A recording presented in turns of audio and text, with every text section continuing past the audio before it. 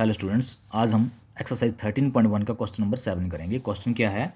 A tent is in the shape of a cylinder surmounted by a conical top. नीचे एक उसका cylinder है, जैसे कि मैंने यहाँ फिगर बना रखी है। ठीक है, ये फिगर बना रखी है। नीचे एक सिलेंड्रिकल टाइप का टेंट है, ऊपर उसके क्या है, सरमाउंटेड कॉनिकल पार्ट है। ऊपर से कॉनिकल पार्ट है, नीचे से कैसा है, शंकु के ऊपर शंकु है, नीचे क्या है, बेलन के टाइप का है।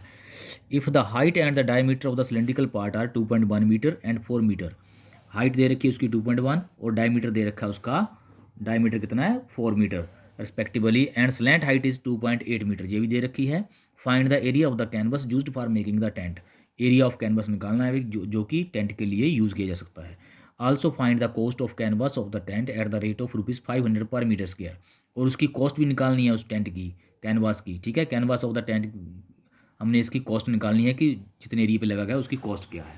तो हम क्या लिखेंगे? सबसे पहले हमें क्या गिवन है भाई जी? यहाँ पे हमें गिवन है डायमीटर। ठीक है, डायमीटर ऑफ द यहाँ पे diameter of the cylindrical part, तो हम यहाँ पे लिखेंगे diameter of the cylindrical part is equal to, देखिए डायमीटर दोनों का सेम है। जो सिलिंड्रिकल पार्ट का डायमीटर होगा वही कॉनिकल पार्ट का डायमीटर भी होगा। तो यहाँ हम लिख सकते हैं diameter of the conical part. दोनों का डायमीटर दे रखा है 4 मीटर। ठीक है, 4 मीटर डायमीटर दे रखा है, तो रेडियस भी सेम होगा, तो हम रेडियस भी लिख सकते हैं, दोनों का बराबर ही होगा। तो यहाँ हम लिखेंगे रेडियस ऑफ सिलिंड्रिकल एंड, मैं यहाँ पे जॉइंट लिख लेता हूँ इकट्ठा ही, सिलिंड्रिकल एंड कॉनिकल पार्ट, यानी कि आर हो गया हमारे पास 4/2। इट मीन्स आर हमारे पास आ गया 2, रेडियस आ गया 2 मीटर। और क्या दे रखा है? Height of the cylindrical part है, तो उसको लिख लीजिए। जो हमें गिवन है वो तो सारा लिखना ही पड़ेगा। Height of the cylindrical part, जिसको हम एच बोलते हैं, सिलिंड्रिकल पार्ट के लिए एच यूज़ करेंगे, 2.1 मीटर है। एंड स्लैंट हाइट भी दी रखी है। ठीक है, slant height of the conical part, जो स्लैंट हाइट है वो कॉनिकल पार्ट की है। ठीक है, उसको एल से डिनोट करते हैं। आपको पता होना चाहिए कि स्लैंट हाइट को एल से डिनोट करते हैं। ठीक है, तो वो कितना है, 2.8 m। ये तो हमें सारा गिवन था। ठीक है, जो हमने निकाला, रेडियस निकाला। इसके अलावा अब हमें क्या निकालना है? अब हमें देखो इसका उसने सरफेस एरिया निकालना पड़ेगा। सरफेस एरिया ऑफ कौन होता है, πr/l, वो हम सब कुछ मिल चुका है। आर भी है मेरे पास, एल भी है, और इसका होता है 2πr/h सिलेंडर का। ठीक है, उसके लिए भी सारा कुछ है मेरे पास। तो हम सीधा लिखेंगे क्या, surface area of the tent, surface area of the tent लिखेंगे। ठीक है,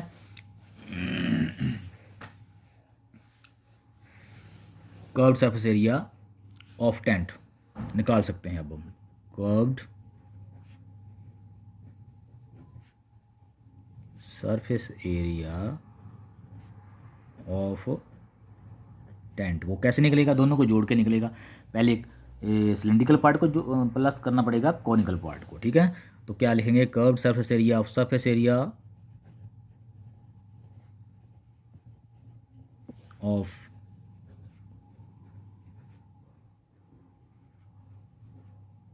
सिलेंडर प्लस सरफेस एरिया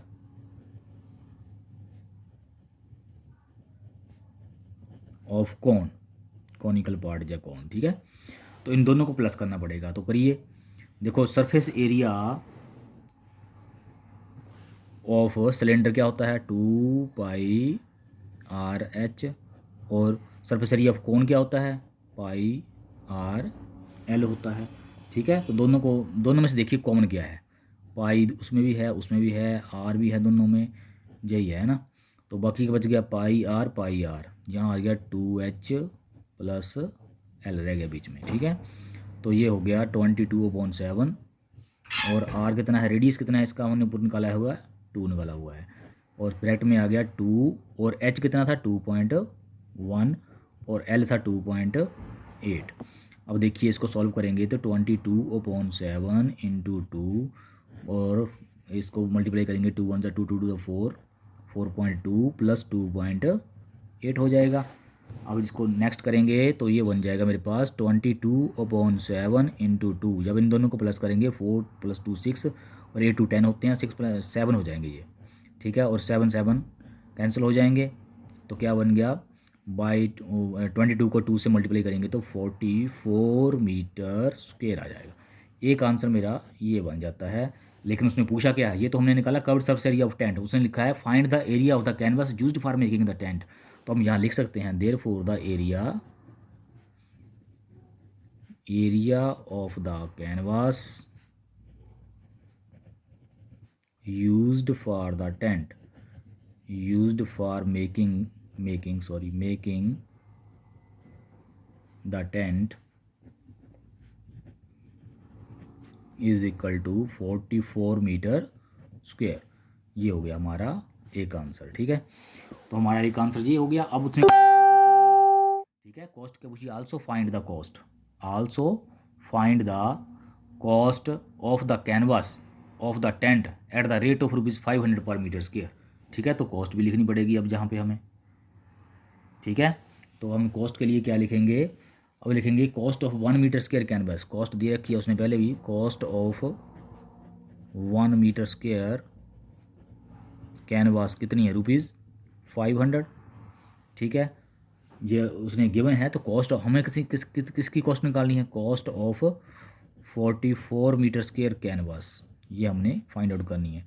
तो सीधा इसको 500 से मल्टीप्लाई कर दो 44 को, ठीक है। तो कितना हो गया, 2 जीरोज़ वैसी आ गई, 5 4 22, 5 4 22, 22 हो गया, ठीक है। तो ₹22,000 आंसर आ गया। तो कॉस्ट जो हमारी ये आ जाएगी। Thank you.